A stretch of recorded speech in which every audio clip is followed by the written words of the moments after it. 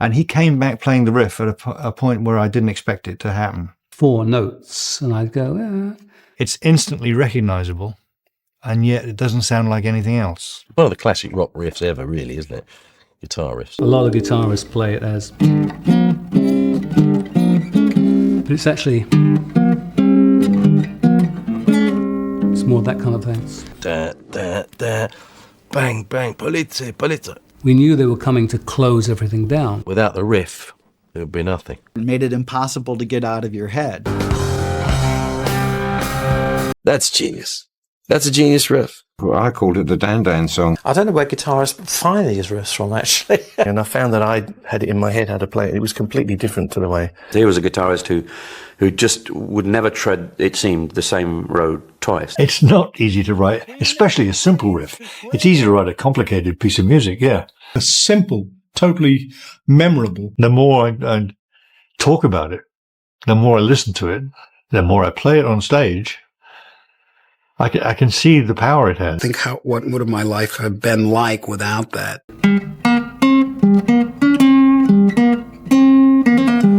It needed that big sound. Straight in, back to that, that's magic. In the early 1970s, a sound emerged that would echo through bedrooms, garages, and stadiums around the world.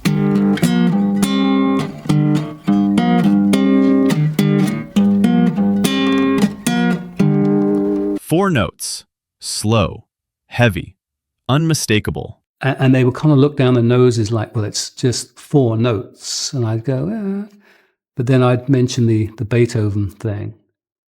And then they seemed to back off a little bit. Recorded by Deep Purple, and at its heart stood a riff that would redefine what rock music could be. That's genius. That's a genius riff. Wish I'd wrote it. The riff begins without warning. No flourish, no complexity. Just 4 notes, carved with precision and intent. It's actually picked, the 2 notes. A lot of guitarists play it as, but it's actually, it's more that kind of thing.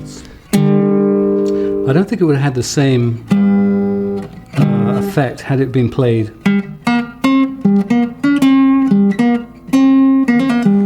It needed that big sound.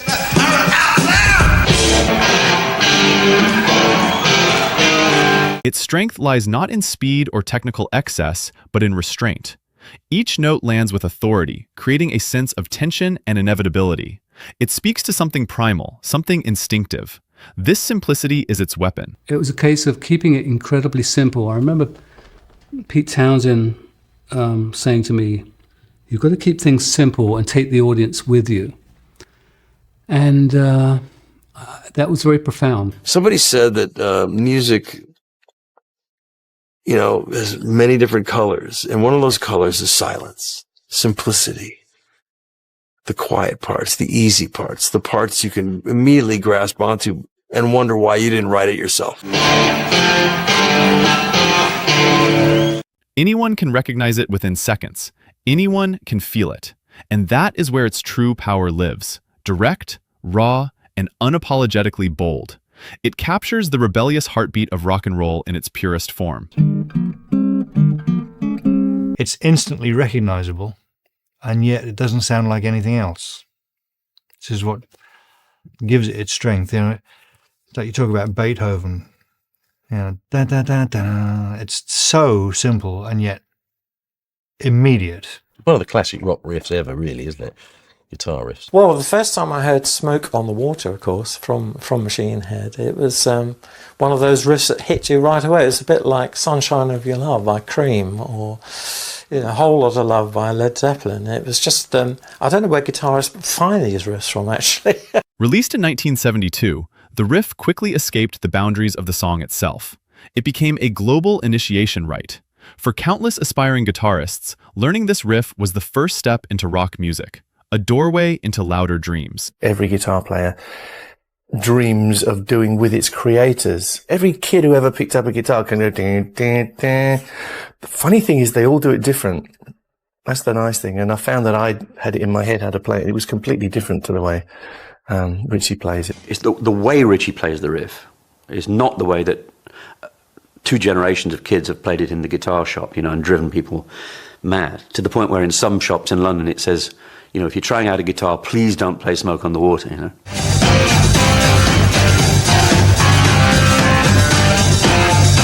It traveled everywhere: concert halls, radio waves, films, television, sports arenas. Over time, it stopped being just a riff. It became a symbol, a universal shorthand for rock music itself. Few musical phrases have ever achieved that kind of cultural permanence. Behind the sound lies a moment frozen in history. In December 1971, Deep Purple arrived in Montreux, planning to record beside Lake Geneva. Smoke on the Water, that was just a riff I made up on the spur of the moment in Switzerland. And try and do a different way of miking things up, a different way of capturing the sounds.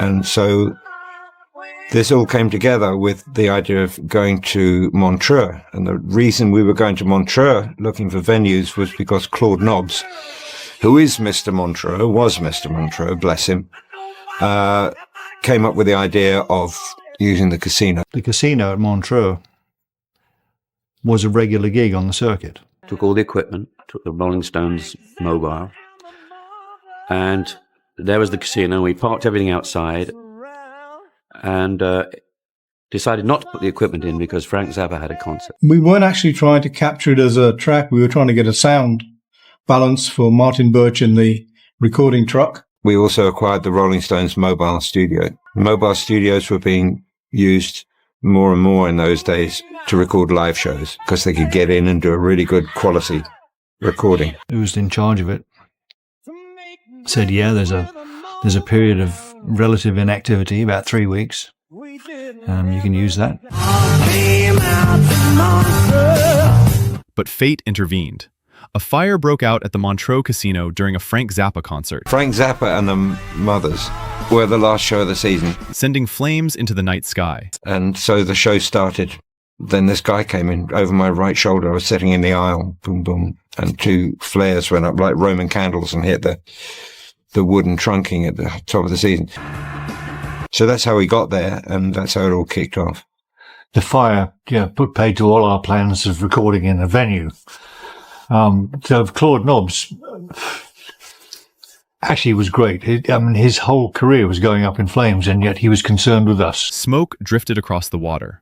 That image, cinematic, surreal, destructive, became the soul of the song. As the casino was burning down, we're back at the hotel, nice and safe.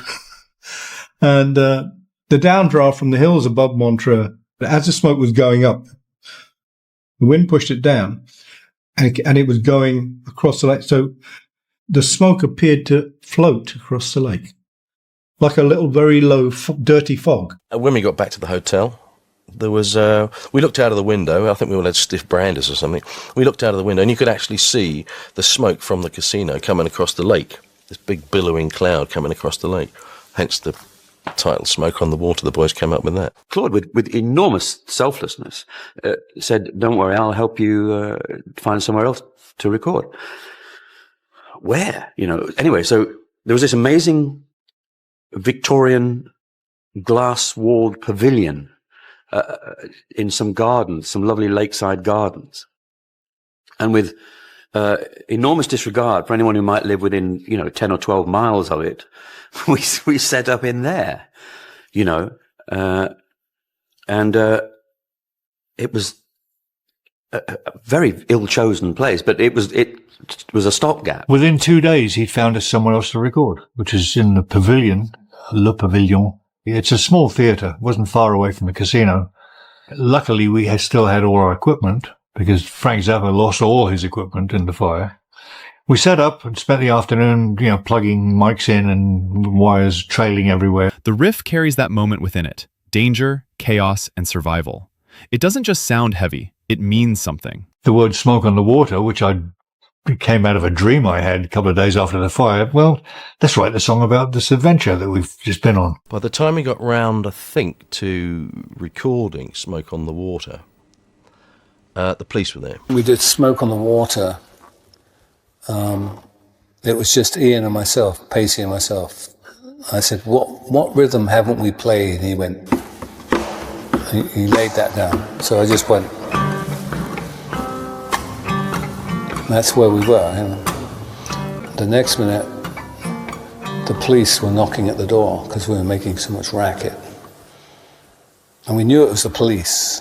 So we said, let's go for a take before they throw us out of here. Da, da, da. Bang, bang, polizia, polizia. We knew they were coming to close everything down. One of those 2 takes became the master backing track for Smoke on the Water. Had the roadies not kept the police out for that extra 20 seconds, it would probably never been completed. As we stopped, we found out that the police had been hammering on the door trying to get in, and our roadies were actually holding the door shut to stop them coming in until at least we finished that take. I think we got through it twice before the police broke in and told us it was just too loud and we had to stop. And they said, you can't do this, you know, you're keeping the entire town awake. So we actually had to get the track down before the police broke in and chucked us out. But I just remember thanking the police, or seeing thanks to the police of Switzerland, which, had they had their way, we would never have recorded Smoke on the Water. Though deceptively simple, the riff is far from ordinary. Blackmore's use of parallel fourths, an unusual choice in rock at the time, gave it a darker, more ominous character. Straight in, back to that, you know, that's magic, absolute magic. And the riff was fantastic. It was great enough when the guitar played it, but when the organ came in as well, it was just solid. Ritchie was astonishingly prolific with guitar riffs, profligate almost. You know, they would just tumble out of him, and that was heaven, absolute heaven for a band. You know, because he was a guitarist who just would never tread, it seemed, the same road twice.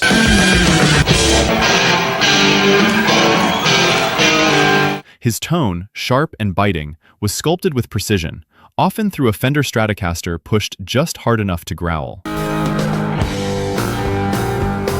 And he came back playing the riff at a point where I didn't expect it to happen. You know, you kind of tend to think in fours. Everything's even numbers. And he just started playing this riff again after 3 times round the chorus as opposed to 4. The tonal qualities, the sound of Gillan's voice, plus the insistent riff, made the song important, made it impossible to get out of your head. The Smoke on the Water guitar riff is, I mean, that's the whole thing. You know, that really is the whole. I mean, obviously everything else enhances it, the lyrics and, Smoke on the Water. But without the riff, it would be nothing. Just when you think that other riff's going to come, straight in, back to that. Every detail matters. The timing, the space between notes, the controlled aggression. It is minimalism executed with absolute mastery. It's not easy to write, especially a simple riff. It's easy to write a complicated piece of music, but it's much, much, much more challenging to come up with something simple that no one else has heard. And that's what that riff is. That's the magic of it. As far as I recall, it was the soundtrack. Smoke on the Water. I called it the Dan Dan song. More than 50 years later, the riff remains alive. It still inspires new musicians. It still fills rooms with energy the moment it's played. Generations change, technology evolves, but those 4 notes endure. They've been covered, referenced, borrowed, and reimagined, yet never diminished. Because true greatness doesn't age, it resonates. It was easy enough to write the lyric. It was a biographical account of the making of the album. It was so simple. Ian and I sat down to write it, and we thought, well, let's just say it like it was. You know, we're not going to fool anyone. It's just tell the truth, exactly how it was. Never thinking in a million years that was going to be the song that would define us from then on. And maybe that's the value of it. If you tried to write a song that was going to define you, you'd never make it. It's got to happen, organically, as they say. Once they got the idea in their heads about also just telling the story, I think it took them about 10, 12 minutes to write the whole tune. Write all the verses and the whole thing. Ritchie Blackmore's riff in Smoke on the Water is not just one of the greatest of all time. It is a landmark in musical history. Everybody knows the riff, but everybody sings "Smoke on the Water." There's your hook. So you've got the instrumental hook, then you've got the vocal hook. Well, that didn't exist. They were just da da, just two chords. Yeah, it's what Ian and Roger came up with on the top of that, which gives you the double whammy. You've got the great riff, then you've got the simple, totally memorable hook line. You know, The more I talk about it, the more I listen to it, the more I play it on stage, I can see the power it has. I remember Steve once saying, if you had a button that would turn the audience on, called "Smoke on the Water," you'd be hard pressed not to push it. You know, it's just one of those magic things that happen to us, and thank God. You know, it's just, you can't plan that. That's life just unfolding, and all you can do is hang on tight. Simple, powerful, culturally seismic, and endlessly influential, it transcends genre and era. The first guitar, that guitar right over there, you see the strap with the maple body? That was my first real guitar. And I got it because of the poster on my wall in my bedroom of Ritchie playing. It was that guitar. And that's what I wanted. I wanted the Ritchie Blackmore Strat. when it's finished, you realize, well, that actually sounds pretty good now. It sounds complete. That's the genius of lyric and top line writing. You've got a limited number of notes you can go to, but what word goes where? What's the length of the word? Do you trill it? Do you change it? Do you shorten it? That's the magic. It is more than a sequence of notes. It is the sound of rock music announcing itself. Loud, fearless, and forever unforgettable. The second record I ever bought in my life was Machine Head. What an album. Oh my God. To have a record like that and to have a guitar player like Ritchie in your radar and your field, it was just the greatest. You just think, what would my life have been like without that?